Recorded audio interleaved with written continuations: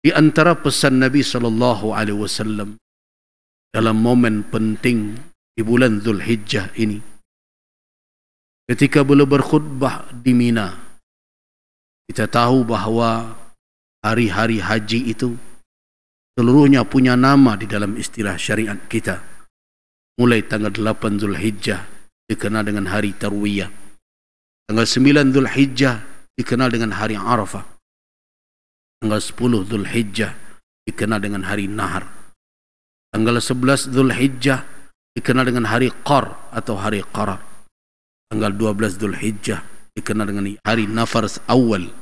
Dan tanggal 13 Zulhijjah disebut dengan hari Nafar Sani. Itulah 6 hari haji. Tidak berlebih dan tidak berkurang. Kecuali bagi orang yang mengambil Nafar Awal, maka dia meninggalkan Nafar Sani.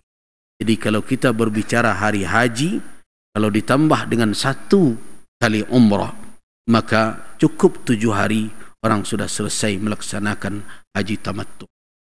Nah jamaah rahimakumullah, di antara pesan penting Nabi di hari Nahar, sebagaimana diriwayatkan oleh Abu Bakrah di dalam kitab Al-Imam Al-Bukhari, kita temukan itu, dan juga di dalam kitab Sahih Muslim, dan ada juga di dalam kitab Sahih Muslim karangan dari Imam Muslim rahimahullah dari Abdullah bin Umar. Rasulullah sallallahu alaihi wasallam bersabda, "Atadruna, tahukah kamu sekalian," kata Nabi, "fi ayyi syahrin kuntum?" Pada bulan apa kamu sekalian berada saat ini? Qalu, para sahabat menjawab, Allah wa rasuluhu a'lam. Allah dan Rasulullah yang lebih tahu. Fasakat. Kemudian Nabi terdiam ketika itu. Dan para sahabat berkata di dalam hati, dhananna innahu sayusammihi bighairi ismi. Barangkali Nabi akan menyebut nama lain dari bulan ini. Tetapi apa kata Nabi? Alaysa syahrul haram? Bukankah ini bulan haram? Mendengarkan itu, apa kata sahabat? Qalu bala ya Rasulullah. Mereka menjawab, iya ya Rasulullah. Kemudian Nabi bertanya lagi, atadruna bi ayyi baladin kuntum? Tahukah kamu sekalian, kalian sekarang sedang berada di negeri apa? Qalu, sahabat menjawab, Allah wa rasuluhu a'lam. Allah dan Rasul yang lebih tahu. Fasakat. Nabi pun terdiam, dan kami mengira akan ada nama lain.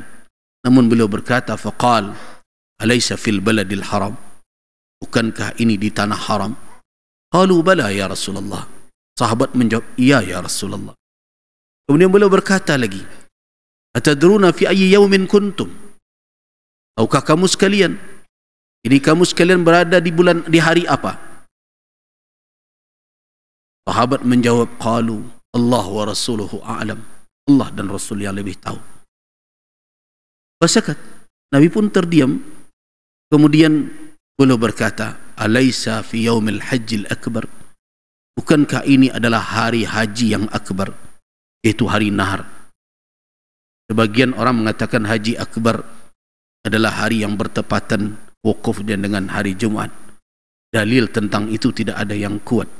Walaupun kita tidak membantah bahawa haji Nabi SAW wukufnya bertepatan dengan hari Jumat.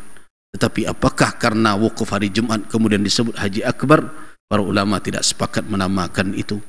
Namun ada 1 hari di dalam haji yang disebut hari yang akbar, yaitu hari Nahar. Bahkan sebagian ulama mengatakan bahwa hari Nahar tanggal 10 Zulhijjah ketika di Mina itu lebih agung dibandingkan hari Arafah pada tanggal 9 Zulhijjah.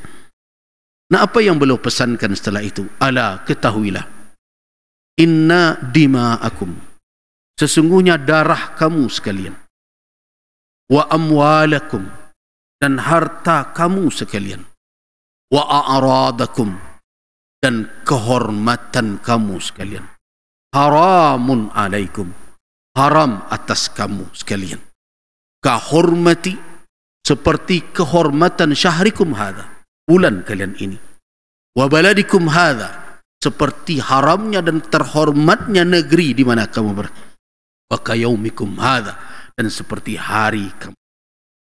Apa maknanya?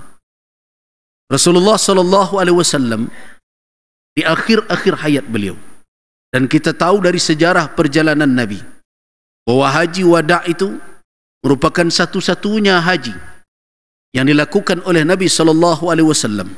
Karena itulah makanya haji tersebut ma'ruf.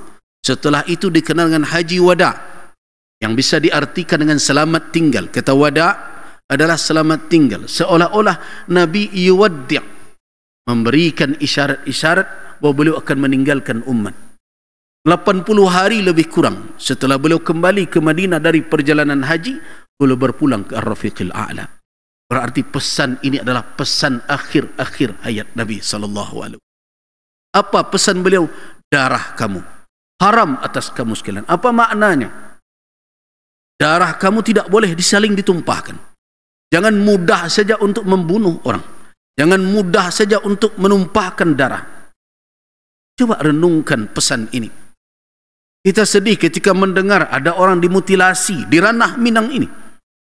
Ada orang yang dibunuh begitu saja. Hanya persoalan-persoalan kecil. Kadang perdebatan-perdebatan membuat orang saling mengulurkan tangan untuk menzalimi, menganiaya sesamanya, menumpahkan darah sesama muslim. Di mana pesan Nabi, wahai umat Islam? Yang kedua adalah amwalakum, harta kamu sekalian. Artinya apa? Tidak ada hak siapapun untuk menjangkau harta orang lain tanpa jalan yang dibenarkan oleh syarak. Tidak ada hak siapapun untuk menjangkau harta orang lain tanpa jalan yang dibenarkan oleh syariat. La ta'khudhu amwalakum bainakum bil batil. Al-Quranul Karim telah menegaskan, jangan kamu mengambil harta antara kamu dengan jalan batil, dengan cara-cara yang tidak benar, dengan cara riba, dengan cara penipuan, dengan cara-cara yang tidak disahkan sebagai jalan perpindahan hak milik di dalam syariat. Bahkan Nabi SAW menegaskan pada suatu kali di saat beliau sidak melakukan inspeksi mendadak ke pasar, sampai beliau di hadapan pedagang gandum, kemudian beliau singsingkan lengan baju beliau, kemudian beliau masukkan tangan beliau ke karung gandum bagian bawahnya, dan terasa oleh Nabi bahwa ada gandum basah di bawahnya. Ketika itu beliau berkata, ya rajul, ma hadha? Wahai Pak, ada apa ini? Kenapa ada balal? Kenapa ada basah di bawahnya? Apa kata pedagang tadi? Ya Rasulullah, asabaha balalun. Ya Rasulullah, tadi terkena air sedikit. Apa kata lagi? Afala ja'altaha fawqah? Kenapa engkau tidak jadikan yang basah ini di atas, bisa terlihat oleh orang yang membeli? Kemudian beliau berkata, man ghasyana falaysa minna. Siapa yang mengecoh kami bukan bahagian dari kami. Maknanya tidak diakui oleh Nabi sebagai perbuatan umat beliau, dan bisa beresiko kalau itu dianggap biasa, beliau tidak akui sebagai bahagian dari umat beliau. Man ghasyana falaysa minna. 3 kali Nabi mengulang man ghasyana falaysa minna. Bagaimana dengan cara-cara yang lain, penipuan dan berbagai macam?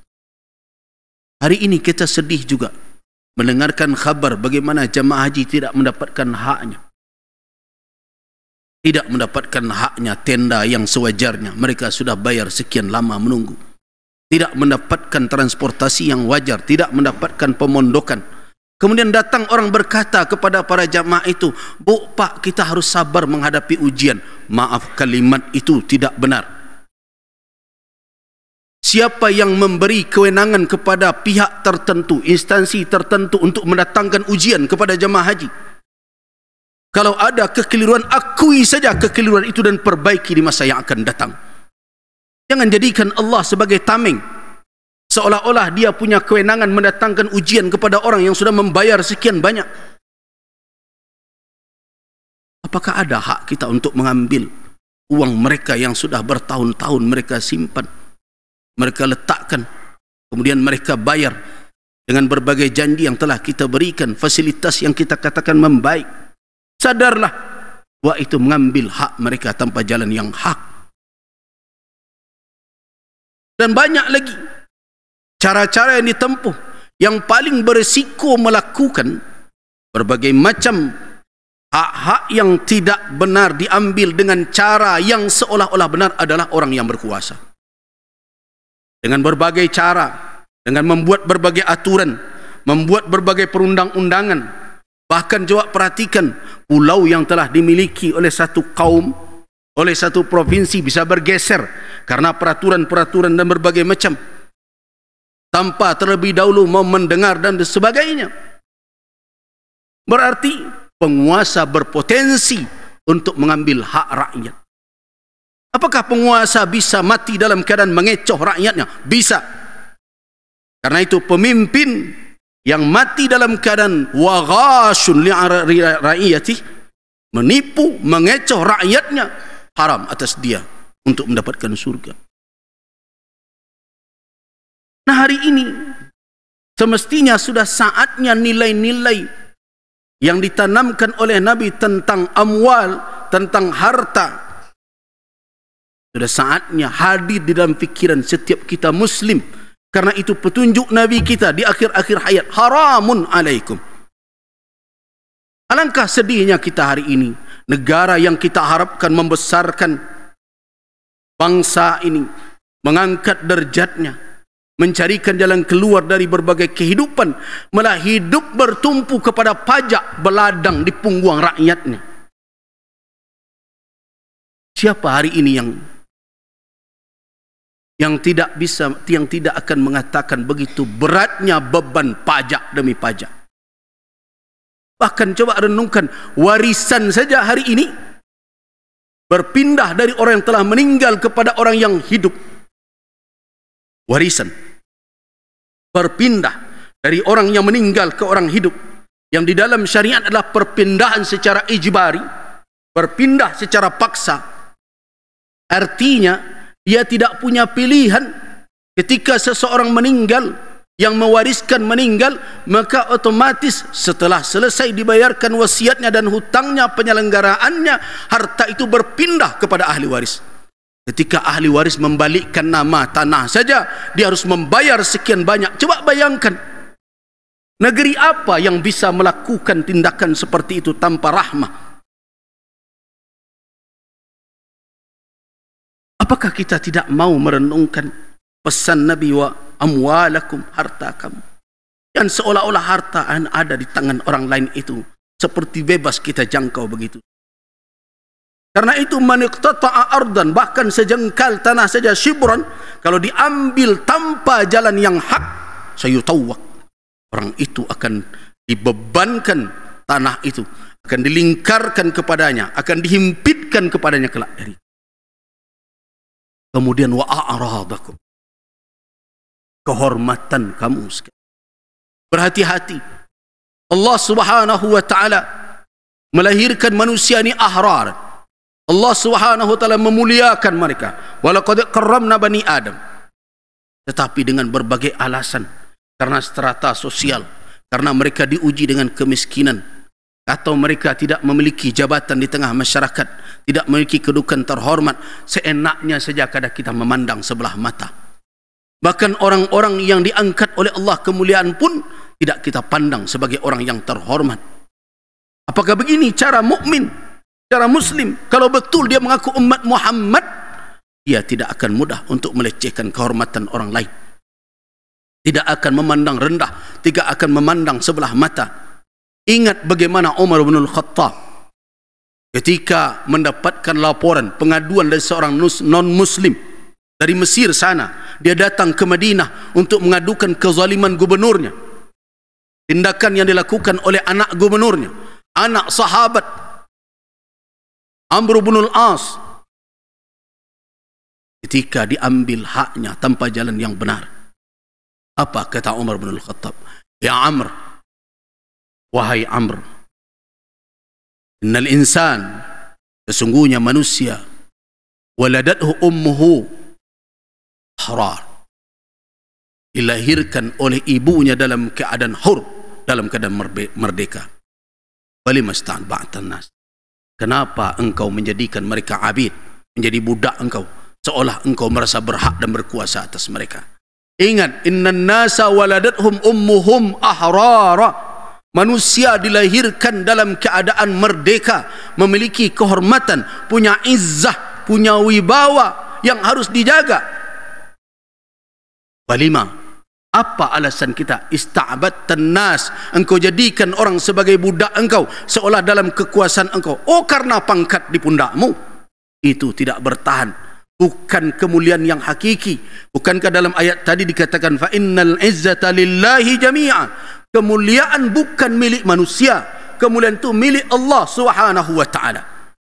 Nah, karena itu wahai kaum muslim, di bulan Dzulhijjah ini, bulan di mana kita melaksanakan berbagai ibadah haji yang menjadi rukun kelima, udhiyah, kurban, yang merupakan amalan yang mestinya memberikan pelajaran kepada kita. Tetapi apa yang kita peroleh dari tahun ke tahun dari ibadah? Apa yang kita dapat dari nilai-nilai? Bahkan kepada para haji yang telah kembali, cobalah bertanya sebelum kita melekatkan gelar. Saya tidak termasuk yang mengatakan memakai gelar itu tanda sombong, karena saya tidak tahu isi hati orang. Kalau tidak memakainya kan lebih baik, supaya tertutup pintu, jangan sampai ria dan sum'ah menyelusup. Tetapi kalau memakainya dengan tujuan untuk menjaga diri, hak dia untuk mempergunakannya. Tetapi ingat, sebelum memakai, maka itu tanyalah diri, tapuaklah dado, tanya selero, sampai di mana nilai-nilai perjalanan ibadah haji tersebut dapat untuk kita raih dan kita bawa pulang. Sebab kemabruran bukan hanya perkara rukun dan syarat. Kemabruran bukan hanya perkara banyak tawaf atau banyaknya tangisan ketika di Masjidil Haram, Masjid Nabawi, di Arafah, di Muzdalifah, di Mina. Tidak, tetapi ada perubahan yang harus dibawa. Bukankah begitu yang dikatakan oleh Nabi ketika ditanya, ya Rasulullah, mal mabrur? Rasulullah, apa itu mabrur? Kata Nabi, mabrur adalah it'amut ta'am wa ifsa'us salam. Atau dalam riwayat lain, wa tibul kalam, yaitu memberi makan orang yang susah, mengucapkan salam kepada orang lain, menebarkan damai, mengingatkan orang agar ada kedamaian di tengah masyarakat. Nah, apakah nilai itu telah hadir atau tidak setelah perjalanan ibadah tersebut? Begitu juga nahar, ketika berkorban di bulan Dzulhijjah, semenjak tanggal 10 selesai saja khatib melaksanakan khutbahnya, kemudian kita sembelih kurban kita, kemudian memanjang waktunya sampai akhir hari tasyrik. Di setiap selesai salat ada takbir muakkad atau muqayyad. Setelah selesai salat sampai salat asar tanggal 13 Zulhijjah, kita kumandangkan takbir, Allahu Akbar, Allahu Akbar. Kira-kira nilai apa yang kita peroleh? Sampai di mana nilai itu hadir? Saya khawatir belum Zulhijjah berakhir, nilai itu telah hilang pula dari diri kita kaum muslim. Kalau begitu situasi kita wahai umat Islam, dari mana kita akan tahu keunggulan agama kita? Kenapa? Karena keunggulan dan keutamaan agama ini baru kita rasakan ketika kita mengamalkannya, ketika kita istiqamah dalam menjalankannya. Tetapi kalau hanya kita jadikan seremonial belaka, waktu-waktu sementara seperti itu, hanya sekedar untuk menampilkan acara-acara, maka berarti kita telah mengurangi yang terbesar dari peran dan fungsi agama. Untuk apa agama? Supaya menjadi taujihat, menjadi arahan di dalam setiap langkah kehidupan. Fa'tabiru ya ulil albab la'allakum turhamun. Barakallahu wa lakum anil karim wa nafa'ani wa iyyakum ma fihi min al-ayati dhikril hakim. Aqulu qawli hadha wa astaghfirullah.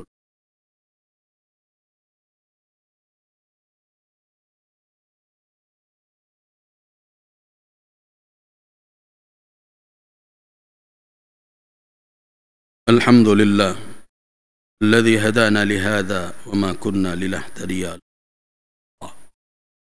أشهد أن لا إله إلا الله أشهد أن محمد رسول الله اللهم صل وسلم على عبدك ورسولك حبيبك محمد على آله وأصحابه وبعد عباد الله قال الله تبارك وتعالى في كتابه الكريم Ya ayyuhalladzina amanu taqullaha wa kunu ma'as shalihin. Ada satu peristiwa menarik ketika Rasulullah sallallahu alaihi wasallam bergerak menuju Mina dari Musdalifah.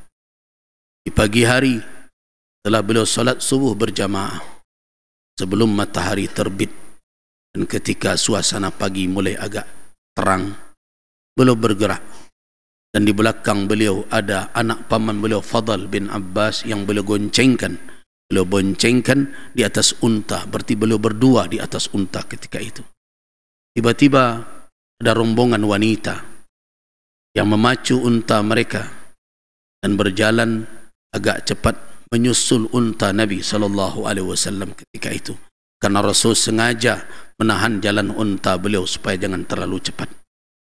Tiba-tiba Fadl bin Abbas melihat ke arah wanita tersebut. Ketika Nabi tahu Fadl memandang wanita itu dengan pandangan yang tajam, maka Nabi menyusun 10 jari beliau menghalang pandangan mata Fadl bin Abbas. Tapi Fadl kemudian menggeser kepalanya ke arah kiri dari kepala Nabi untuk melihat perempuan tersebut. Kemudian Nabi menggeser pula telapak tangannya menghalangi mata Fadl. Kemudian Fadl pun akhirnya bergerak ke arah kanan. Kemudian Nabi menekankan kepala Fadl, mendorongnya agar jangan melihat juga wanita yang sedang berjalan di samping. Ketika itu Abbas paman Nabi melihat, sambil tersenyum bertanya, "Ya Rasulullah, ma fa'alta bibni ammik?" Ya Rasulullah, apa yang engkau perlakukan dengan anak paman engkau, yaitu anaknya Fadl bin Abbas? Kata Nabi, ya amma, wahai paman, asyab wa syabah, pemuda dan pemudi. Begitulah Nabi SAW menjaga. Akhsha, saya khawatir kalau pemuda dan pemudi sudah saling berpandangan, ada yang dikhawatirkan Nabi. Begitulah Nabi menginginkan suasana kehidupan umat yang penuh dengan nilai-nilai menjaga kehormatan.